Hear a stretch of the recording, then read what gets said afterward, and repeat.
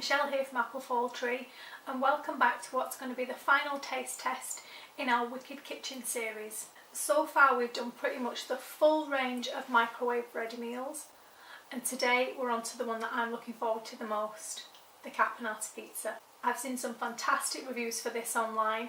People are raving about this one, and I think above everything this is the one that's been flying off the shelves. Just the idea of being able to go into a major retailer such as Tesco and pick one of these babies off the shelf is getting people really excited.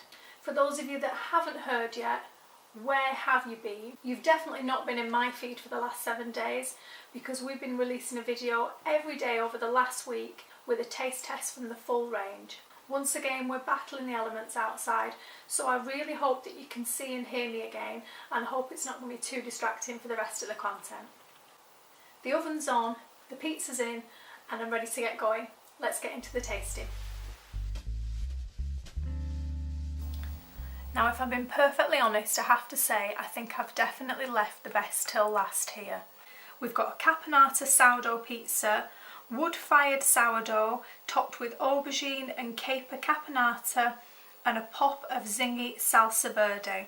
So this does come with a separate sachet of salsa verde, which we remove from the packaging and sprinkle over once the pizza's nice and hot. Now, in the interest of full disclosure, this is one of the only items in the range so far that is actually suitable for home freezing, and I have actually frozen this product just to make sure that we could test it beyond the use by date. So that's just in the interest of full disclosure. The reason I'm telling you that is because I think it has had an effect on the salsa verde sauce. That had a much more vibrant green colour originally in the packaging, so I just want to point that out, that anything like that is purely because I've decided to freeze it. Now, I don't think it's an unreasonable thing to do. I think that especially for this range, I think a lot of people are likely to pick up something like this at the beginning of the week and freeze it in order to be able to eat it towards the end of the week, or possibly even the week after. So I don't think freezing it was an unreasonable thing to do, but just in terms of visual appearance, I did want to point out that that's the reason why this might not look quite as vibrant as you would expect, because obviously that froze solid whilst it was in the freezer. So just for full disclosure, I wanted to point that out to you. I'm really excited to try this one. It's got a lot of my favourite things on there. I particularly love olives and capers. I'm a huge fan of that salty, bitter taste. I think the marinated aubergine on there is going to really stand out. And as I've mentioned before, I do like to feel like I'm getting something a little bit above and beyond. So I really like the idea of being able to pop this drizzle on once the pizza's done. So the Caponata is one of 2 pizzas in the range, the other one being a pulled mushroom pizza. If I'm being perfectly honest, as an everyday customer, I'm much more likely to have bought the mushroom one, but as a lot of the items I've tried this week have had a variation of mushroom or pulled mushrooms in them, I decided to go with this as it being something different. From the limited reviews that I have seen online, I'm hearing a lot of good things about this. It really seems to be hitting all the right notes, and it definitely seems to be a firm favourite, so I'm really looking forward to trying it. Taking a quick look at the reverse of the packaging, the official description is seeded sourdough base topped with capers and basil tomato sauce, caramelised shredded red onion, marinated aubergine, char-grilled red peppers, olives and red onions with a sachet of mint herb salsa, which is of course the salsa verde.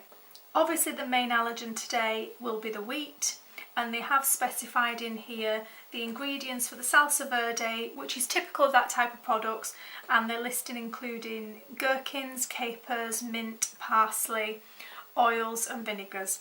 The cooking instructions are given for both chilled and frozen. Despite the fact that I did freeze this, I did then defrost it overnight in the fridge.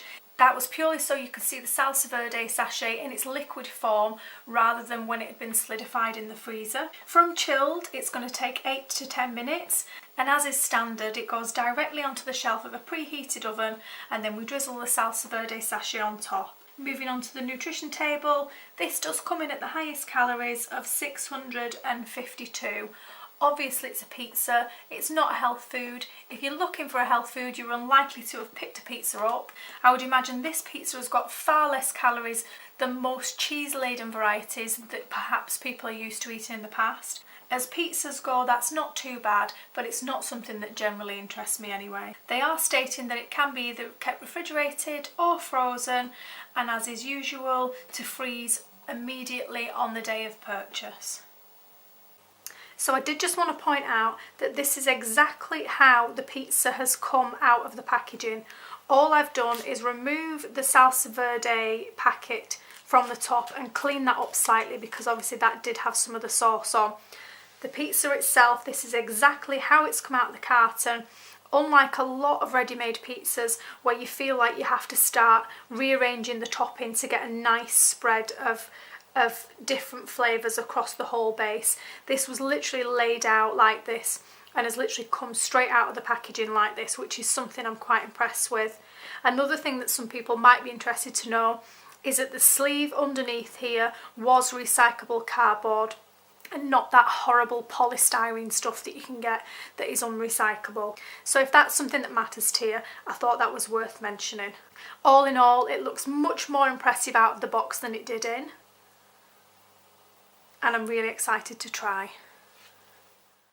So finally, here we are with the Caponata sourdough. I did give it the full 10 minutes just because I do like my crust a little bit on the firmer side. It looks amazing, it's held up really quite well to the heating. I really love how the sauce goes right to the edges and even spills over the edges. The crust looks and smells amazing. I'm so excited to get into this. I'm going to try a little piece first on its own before I go in with the salsa verde.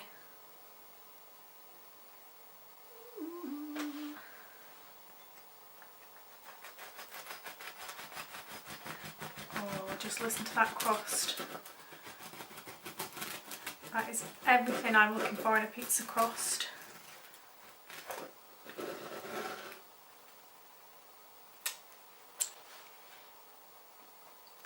So you can see there, it did refer to it as a seeded crust, and you can see those seeds running all the way through that sourdough crust. It's nice and squishy in the middle. Lovely and crispy and golden on the outside. That is the perfect crust to me. Here we go. Wow, can you hear that?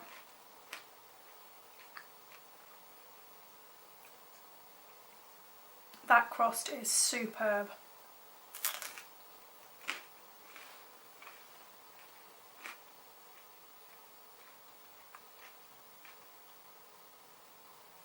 It's the first time I'm trying sourdough crust. I have to admit I really, really like it.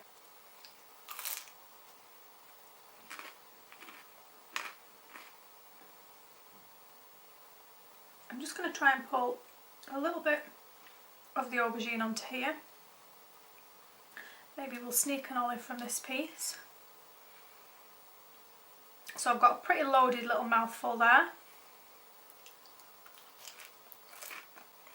That is seriously the business. I'm going to try some of the aubergine before the salsa verde goes on. And I'm quite surprised that that has turned into quite a meaty, almost like a pulled, slightly pulled pork texture. I wasn't quite expecting that. I'm going to give that bit a taste without the salsa verde. It's salty, it's chewy, it's smoky, well marinated. For any of you previous meat eaters out there, you're definitely going to get your fix with these gorgeous little strands of aubergine. And that's quite unlike any aubergine I've ever tasted. I haven't ever really tasted aubergine with this type of texture, so that's something that's really exciting for me on here.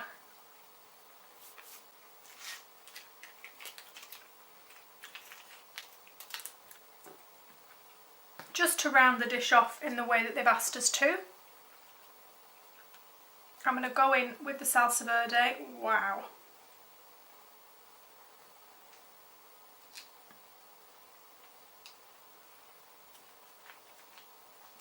Something like that to me gives a little bit of the restaurant experience. It just elevates it a little bit beyond what you'd expect with a ready meal. Look at all that fresh salsa verde on there, just soaking into that base. This is going to be a really nice mouthful of food, I can tell it already.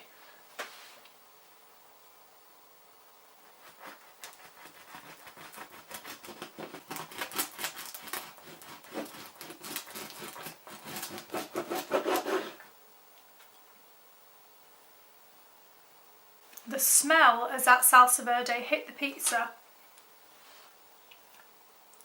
was amazing.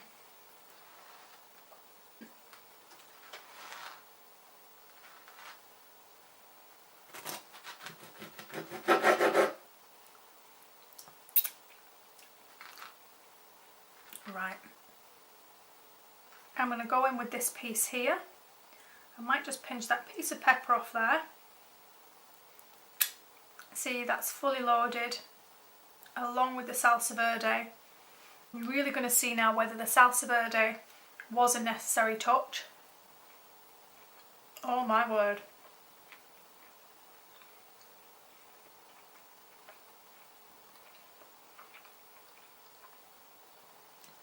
That is serious.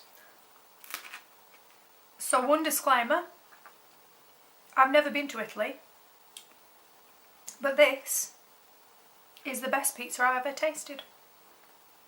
And that is a bold claim. I expect to hear from lots of angry Italians in the comments below, and I don't care. This is one seriously nice mouthful of food. Look at that. See, that's got everything there. Look at that crust. That salsa verde is just exquisite. I don't care anymore. I think we better stop the camera there because I can't stop eating this.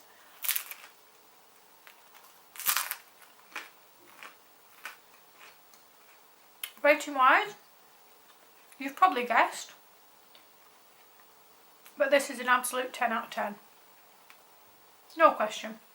I'm so pleased that these are freezable because I am stocking up before you all go out there, go wild and empty the shelves. My freezer is getting filled with these babies and I'm going to eat them forevermore and get fat.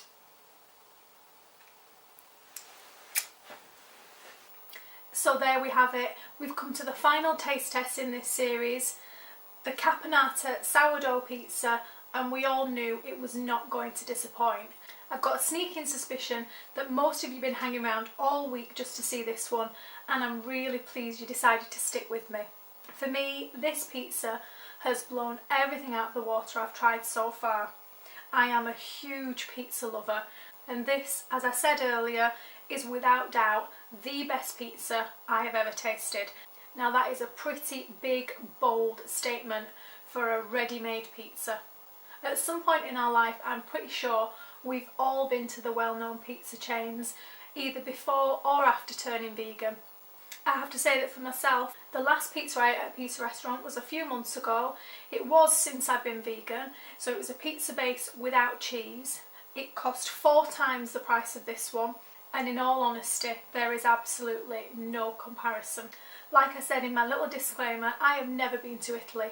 Other than in Italian restaurants, I have never eaten true Italian pizza in the home of pizza. So I'm sure that many of you are going to disagree with my review on this one. But in terms of my experiences, this is by far the best pizza I've ever had. To Chana Wicked Kitchen, if you are watching, I highly recommend you extend the pizzas in this range. I seriously think that this type of food is what's going to take veganism in the UK to the next level. As always, please let me know in the comments below if this taste test series has encouraged you to try any of the Wicked Kitchen range. I'd love to hear from you. I'd love to hear your thoughts and opinions. Please give us a thumbs up. I'm going to race you all to Tesco's now to make sure I can stock up on these, and I'll see you all soon. Thanks for watching.